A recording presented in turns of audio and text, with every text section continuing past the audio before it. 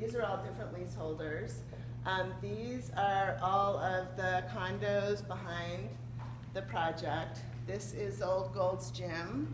This is Crown Plaza right here. And then this is Joe's Crab Shack here. So the project is 36 acres.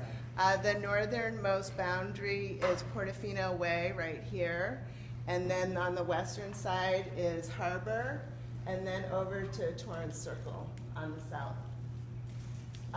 So all of the buildings actually have to come down except for Kincaid's. Kincaid's opened in 1999. They've done a pretty good job of taking care of their building. The ocean is really tough on these wooden structures.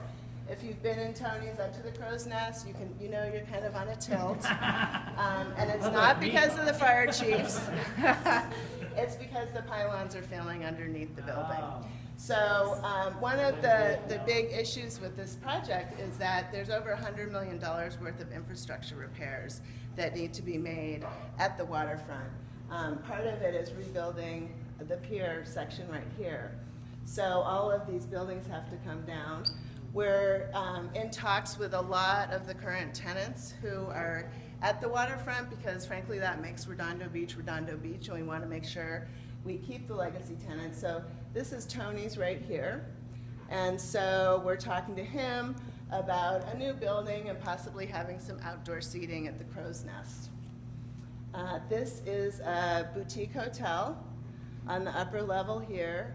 All of the rooms, 120 water-facing rooms, mostly ocean-facing. Some on the backside here will face the bay, and then you would enter on the backside. On the lower level would be a combination of boutique shops and restaurants. And this is Kincaid's right here. This is a new restaurant location. One thing that people told us was really important was that we had connectivity. So right now, you know, if you go to one side, if you're over at Kincaid's, you don't really ever go to the other side because it's too hard to get there.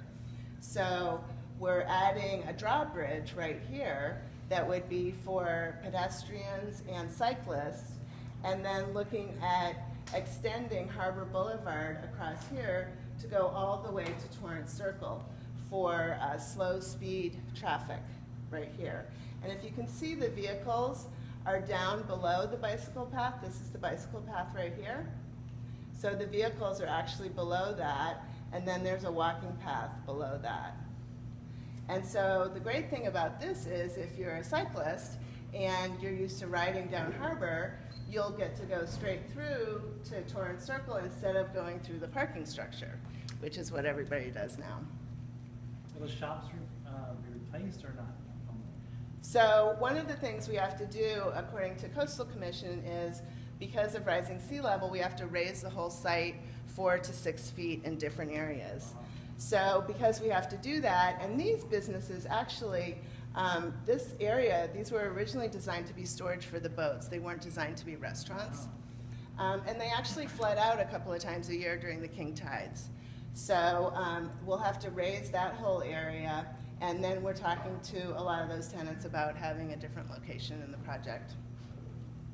Another thing that's happening because we have to raise the site is it creates this beautiful 20-foot wide boardwalk along the edge of the site. So right now, if you can picture when you're standing over by Polly's on the pier, you have that 4-foot high break wall.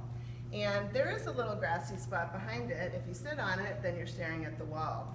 So really the only way you can watch the ocean and watch the sunset is to stand above the wall or sit on the wall. So when we have to raise the whole site, what we're doing is raising it to the top of the wall and then adding a railing.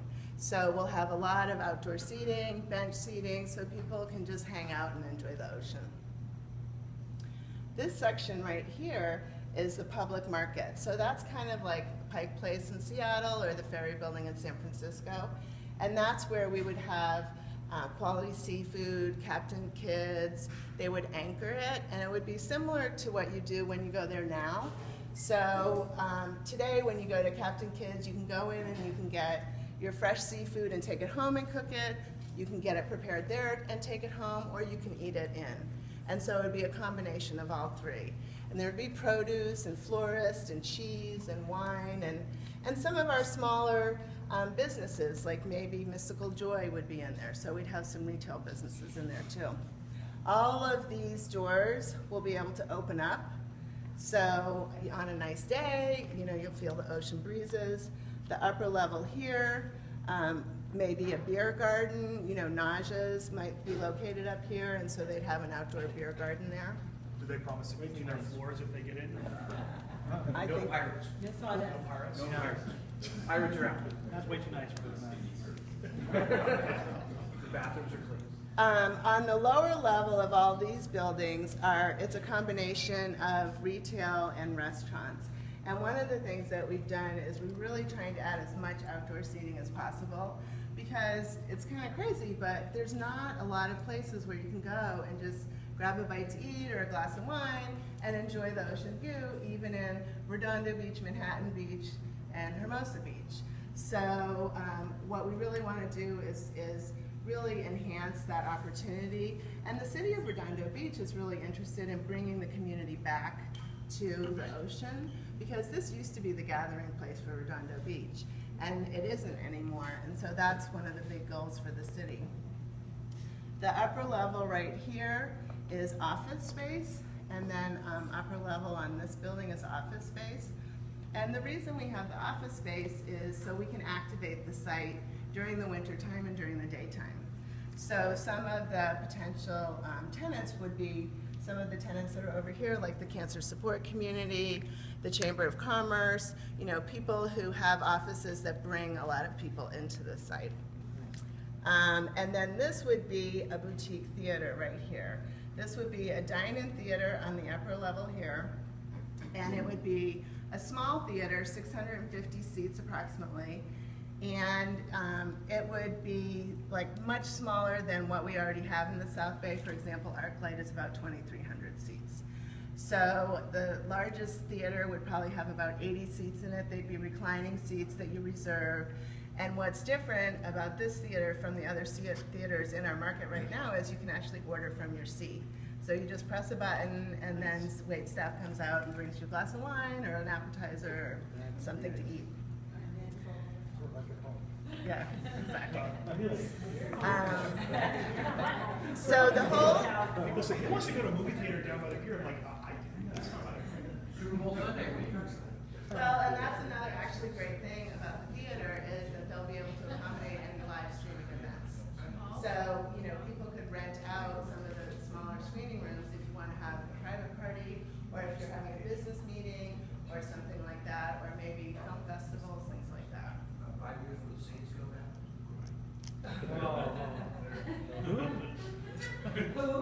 The Rams, you said? Rare. This is the sport fishing pier, which originally wasn't part of the project because it has to be completely rebuilt, and so the city wasn't going to rebuild it.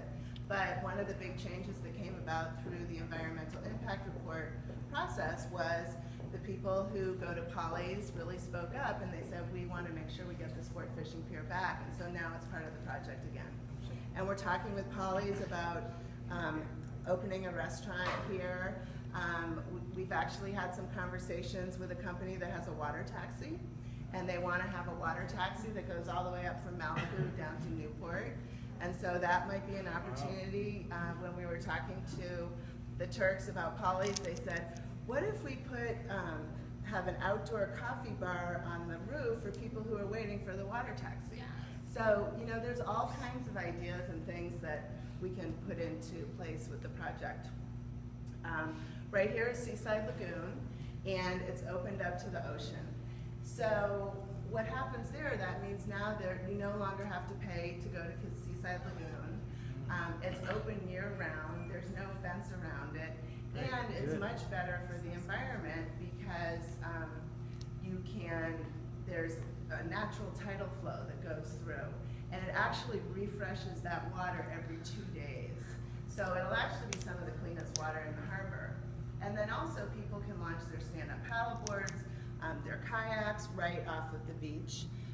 We'll activate it with different programming, maybe working with Blue Zones to have yoga on the beach, Tai Chi on the beach.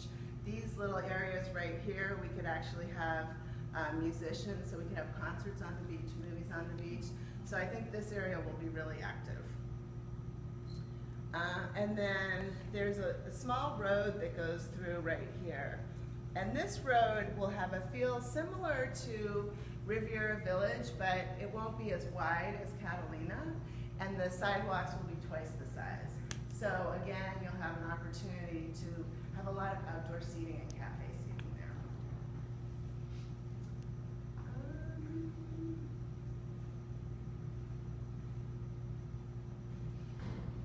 Okay. Talk about the parking structure. Oh, okay, good, yeah, parking structure. Right, so this is a brand new parking structure. And this is, like I said, this is the corner of, is it Barrel or Burl? Barrel. Okay. Tomato. Barrel, and so this is a parking structure right here. You know, one of the concerns is that it creates this, you know, kind of cavernous area on Harbor Boulevard, but actually if you see here with the model, it's really not like that at all. And we want to make sure that it's as aesthetically pleasing as possible. So looking at having living walls with a lot of plants on it or art on the outside of it. Is the Crown Plaza, is that the scale? Yeah, yeah, so this is the Crown Plaza right here. That was taller than that. So, Yeah, look at that. Yeah, and so there are 3 view corridors that go straight through to the ocean. Here, here, and here. And that was something that we did really consciously because, you know, we are really sensitive to the fact that the views are changing. And if you have buildings just all along the front here, it still changes the views. You know, you still have a hard time seeing the ocean right here. But if we can have these view corridors that are clear all the way through, it opens up the views. So for example, the rooms here won't be impacted at all. The pool is over here. There's residents behind this building and then the residents on this side too. All the views from Zuliger Park are protected. This is a parking structure right here in Zuliger Park, so we'll have to renovate that and update it. With all the parking structures, we'll add smart parking elements, so it says how many spaces are available on each level.